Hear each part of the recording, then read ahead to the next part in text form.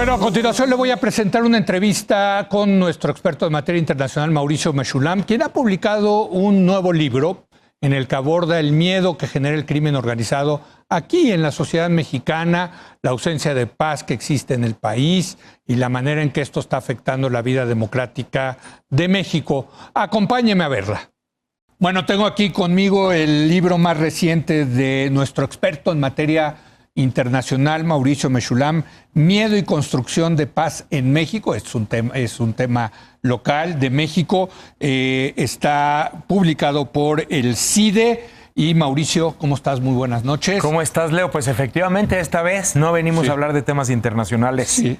Lo presentaste en la Feria Internacional del Libro. Así es. De Guadalajara. Mira, el tema principal que nos mueve desde hace muchos años tiene que ver con el estudio del miedo, y eso sí lo hemos efectuado, tú lo sabes, aquí lo hemos platicado muchas veces a nivel internacional, y cómo incide el miedo y la propagación del miedo en la construcción de paz en un país.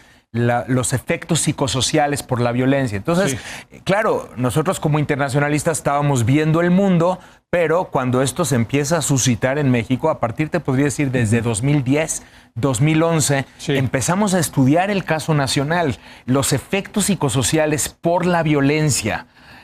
A veces, a partir de eventos que sucedían, pero a veces también de manera inducida. O sea, ¿cómo es que muchas organizaciones criminales buscaban aterrorizar a la población? Porque nos empezaban a llamar y nos empezaban a preguntar, a ver, Mauricio, ¿esto que está sucediendo en Veracruz es terrorismo o no es terrorismo? Entonces, lo de los Levarón, por ejemplo. No, bueno, ahora mismo tenemos esta discusión actual, pero esta discusión la tenemos desde hace mucho tiempo en México, y empezamos a entrarle a esa discusión. ¿Cómo medir el miedo, Mauricio? Mira, lo que hicimos en aquel entonces fue medir los efectos psicosociales a partir de la incidencia de estrés postraumático.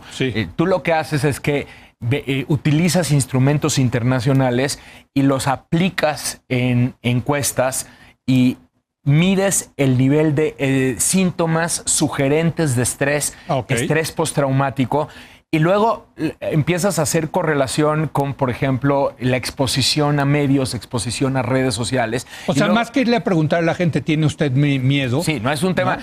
Aquí más que nada es saber, debido a la situación de violencia, tú cambias tus patrones de conducta, decides no ir a trabajar. En los hechos ver si hay miedo. O por ejemplo, ¿has tenido recientemente insomnio? ¿Has tenido recientemente pesadillas que tú puedas asociar a la situación de violencia que vives en tu localidad, etcétera, ¿no? Y luego lo que hicimos también para tratar de entender, en el libro comparto 5 estudios, o sea, estamos hablando de manera integral los estudios que efectuamos. Salimos a la calle a hacer entrevistas, a la calle no solamente en la capital, o sea, tenemos entrevistas en más de 20 estados del país, entrevistas de profundidad, donde nos sentamos a platicar de manera profunda, grabando, transcribiendo todas las entrevistas. Y un equipo de investigación, el Centro de Investigación para la Paz México, las estuvimos haciendo y publicando en su momento, entrevistas de mucha profundidad para ver. ¿Cómo escogieron ahí a Íbamos al azar, o sea, literalmente, íbamos al azar y claro, vas buscando que sea lo más representativo posible dentro de lo que es un estudio cualitativo, ¿no? O sea, en ese caso. Y te sientas con un bolero y con un taxista y con una señora que vende flores, 2 horas a platicar y a entender cómo vive y cómo entiende lo que está sucediendo en el país. Transcribes todas las entrevistas y luego vas detectando los patrones que se van identificando entre distintos estados. ¿Y qué encontraron, por ejemplo? O sea, hay miedo en México, quiero pensar. Obviamente. O mejor, se ha incrementado el miedo. O sea, el miedo es inherente al ser humano. Claro. Se ha incrementado el miedo, ¿no? A partir, fíjate, primer factor, las experiencias propias, obviamente. Claro. Las experiencias de personas cercanas, la conversación cotidiana, incluso más que los medios, porque lo que sucede con los medios de comunicación es que sí detectamos altísimo nivel de estrés originado por la exposición a medios. Entonces, la gente que se siente estresada decide apagar las noticias o decide desconectarse o decide buscar mejor programas de entretenimiento, programas musicales de manera natural, pero entonces... y además aunado con una altísima desconfianza en medios de comunicación tradicionales, cosa que no es novedad, pero que sale una y otra vez en nuestros estudios.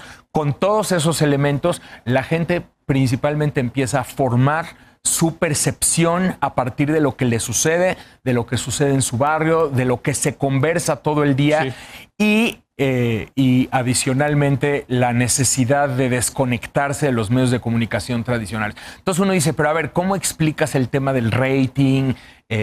Porque aquí, por ejemplo, yo he oído mucho en los medios que dicen, no, haz el noticiero rojo, porque tiene rojo en el sentido de violento, porque eso tiene más rating que si das las noticias menos violentas. Mira, sí vale la pena leer el libro justamente para entender las voces. Ponemos muchísimos testimonios de gente para entender qué es lo que te dice. Pero yo sí los invito a comparar el rating de un programa de noticias con el rating que tiene, por ejemplo, los programas musicales en este mismo país o programas de entretenimiento. La gente en realidad le cambia, o sea, termina por estar agobiada por lo que sucede, porque no lo puedes manejar, no puedes controlar todo lo que está sucediendo. Entonces, una vez, 2 veces, 3 veces, llega un momento que la gente te empieza a decir, ya no escucho, es que ya no, me estreso demasiado, porque además tienes que entender que las personas ya tienen un nivel de estrés por lo que les está pasando en la vida, como para que además puedan sostener,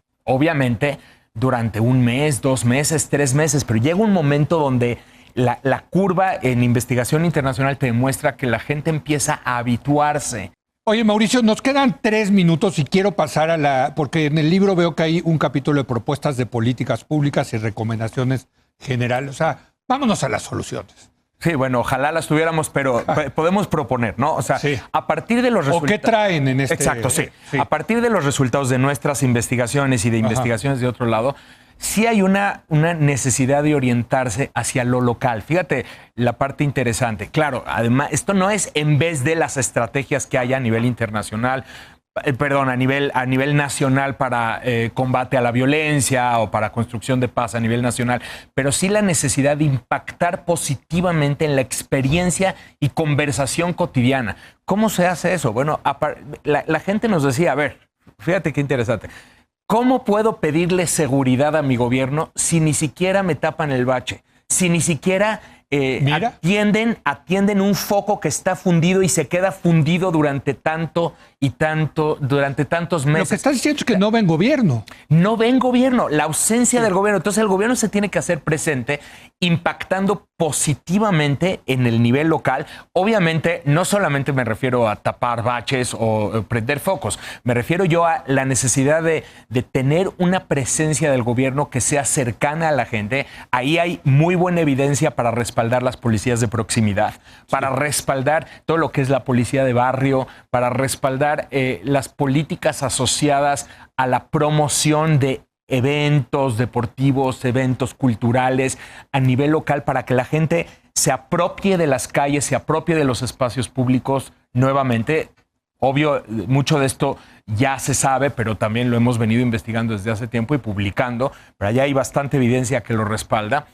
Y una serie de elementos que hablamos al respecto de la necesidad de mitigar los efectos psicosociales por la violencia. Es decir, hay que entender qué significa los primeros auxilios psicológicos cuando ocurren eventos críticos o traumáticos, cómo capacitar a personal del barrio y de la escuela y de la colonia para que funcionen como líderes locales en la mitigación de los efectos psicosociales cuando ocurre un evento como, por ejemplo, el de Culiacán. O sea, piensa lo que ocurre en Culiacán. ¿Cómo aplicas los primeros auxilios psicológicos en la población para tratar de ayudar por lo menos a contener este tipo de factores? Muchas gracias, Mauricio. Al contrario. Gracias. El libro Miedo y Construcción de Paz en México, de Mauricio Meshulam, publicado por el CIDE.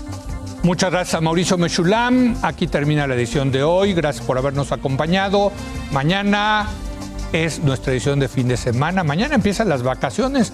Le vamos a presentar una selección de libros, series y películas para estas vacaciones, para tener unas vacaciones muy entretenidas.